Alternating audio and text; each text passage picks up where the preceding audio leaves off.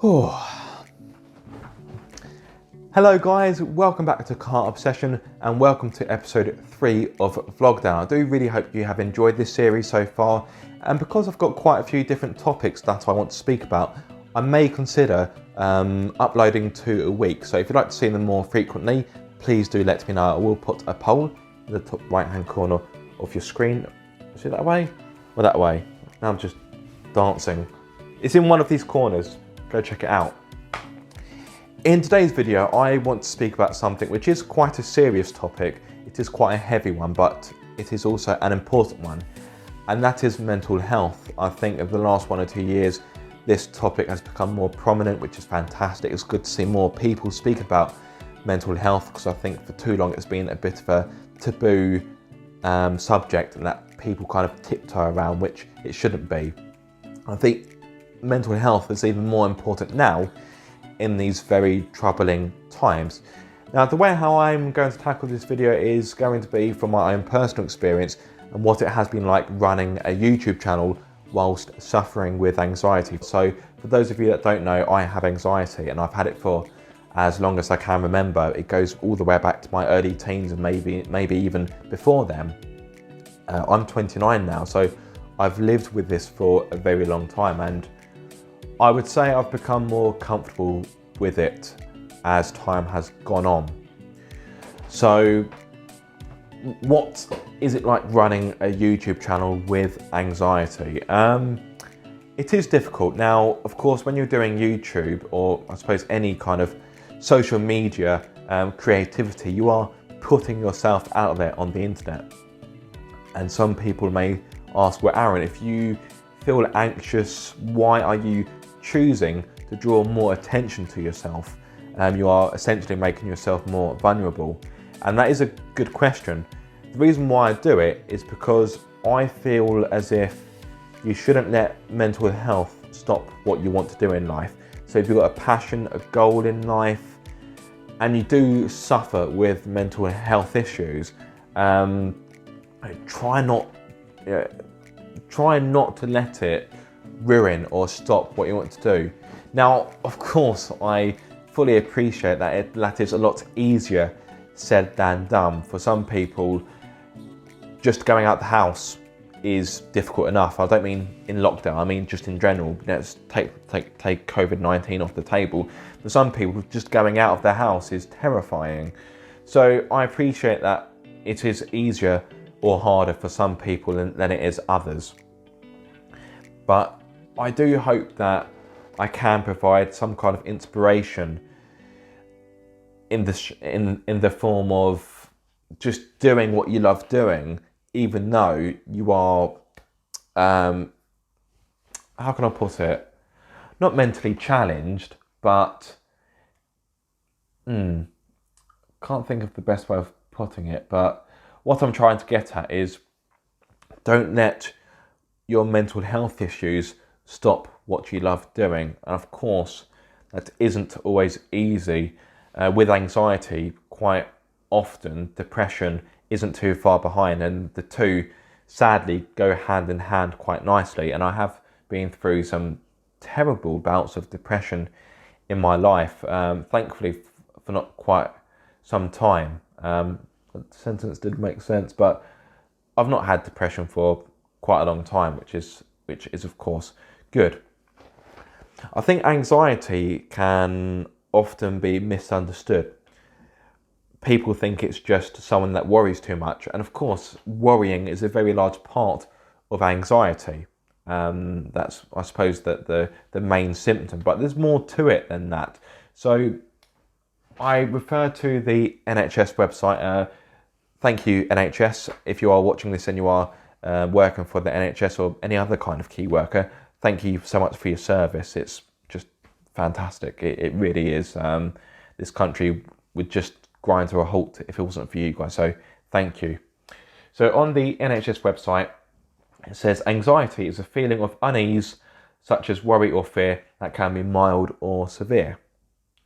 Now, there are different types of anxiety. So you've got generalized anxiety disorder, which is probably the one I fall under most. You've got panic disorder, phobias, PTSD, social anxiety, which I would say I suffered with a lot in my teens, a little bit in my early 20s. I'd quite often find an excuse not to go to a party or to some kind of social event that I had been invited to, but thankfully I'm a lot better now.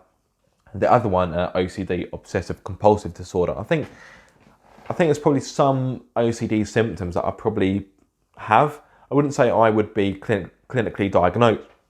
Pardon me. I wouldn't say I'd be clinically diagnosed with OCD, but I probably have some OCD tendencies. Now, going back to GAD, generalized anxiety disorder, as I said, people probably assume it's just worrying. There's so much more to it than that. It's quite a complex, nasty beast. So let's talk about some of these symptoms. So psychological symptoms, you've got restlessness, a sense of dread, feeling constantly on edge, difficulty concentrating, and irritability. And then we go into the physical symptoms. I think that's one thing that often gets forgotten about, because it's not just in here, it's all over your body, really, that anxiety can affect. So in fact, there's more physical symptoms than there are psychological symptoms, and that may come as a surprise to you watching. So in regards to physical symptoms, you've got dizziness, tiredness, a noticeably strong, fast or irregular heartbeat, palpitations, muscle aches or tension, trembling or shaking, dry mouth, excessive sweating, shortness of breath, stomach ache, feeling sick, headache, pins and needles, and difficulty falling or staying asleep. So that is a lot to contend with, I'm sure you'll agree. So it's not just, I worry a lot, I've got anxiety. There's more to it than that. And with anxiety, you can have panic attacks. I've had a few panic attacks, and they are nasty. They are far from pleasant. To give you an idea of what they are like, basically you can't breathe, you hyperventilate, and it feels like you're going to suffocate and die. It's a really horrible feeling. Of course, your heart races as well, and your chest becomes quite tight. Yeah, they are nasty. I wouldn't wish them on anyone. I've gone through therapy twice, once in my teens and then again in my early 20s. I'd say my therapy in my early 20s was definitely more productive and more successful. My first lot of therapy, I would say at the time, was a bit too reliant on medication. I was prescribed, I think it was a fluoxetine, which I didn't really take. The reason for that is I didn't want to become dependent or reliant on tablets. I wanted to kind of get through this just by speaking and just using support around me, family, friends, that kind of thing.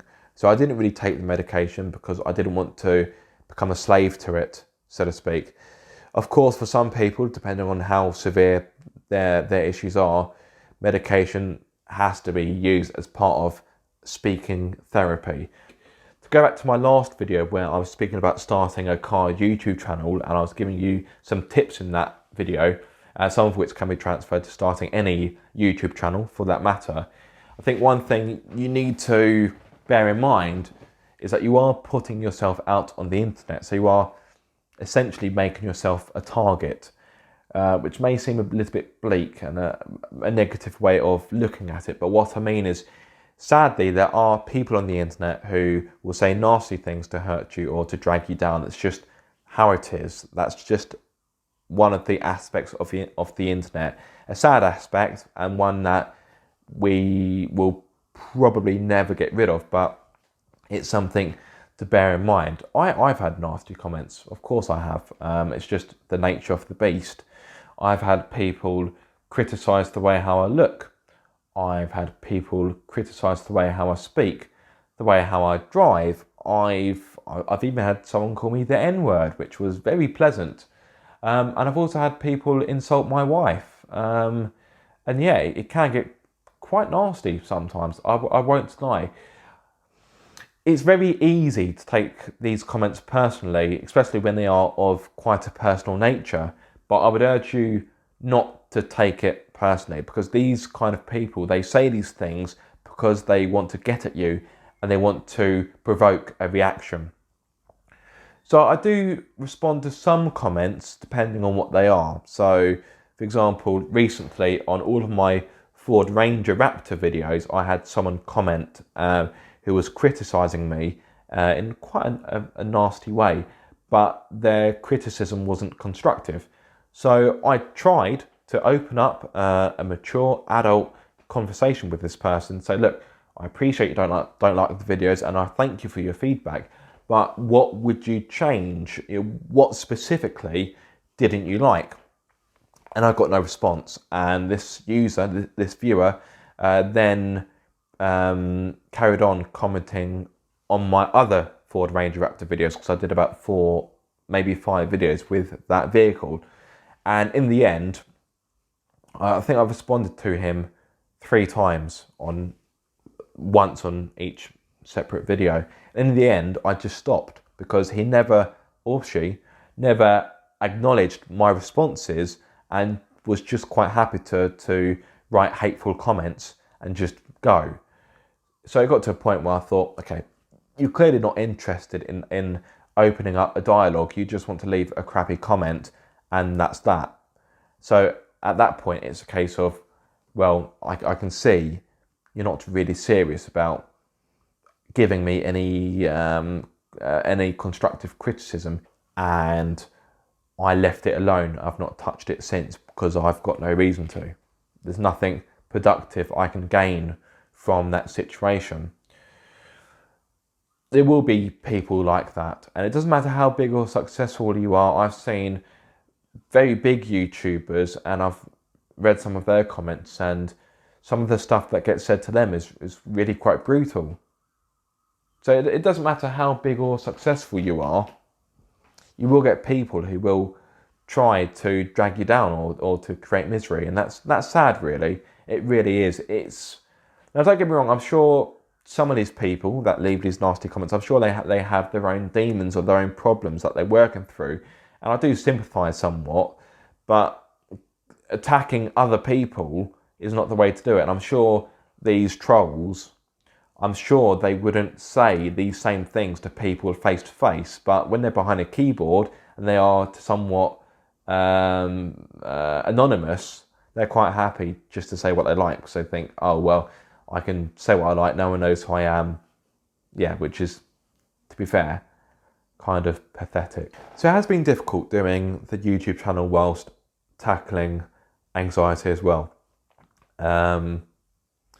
There have been times when I've read certain comments and it's kind of put me on edge, and it puts me in a mood, and I'd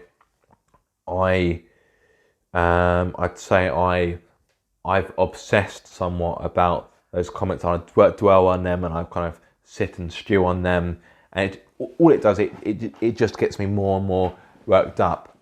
Nothing productive comes from it. So now when I do get a potentially provocative comment or something that is likely to trigger my anxiety, I kind of look at it, acknowledge it, and try and move on. There's no point in dwelling on something nasty that someone has to say about you, because if you do that, they've essentially got what they wanted.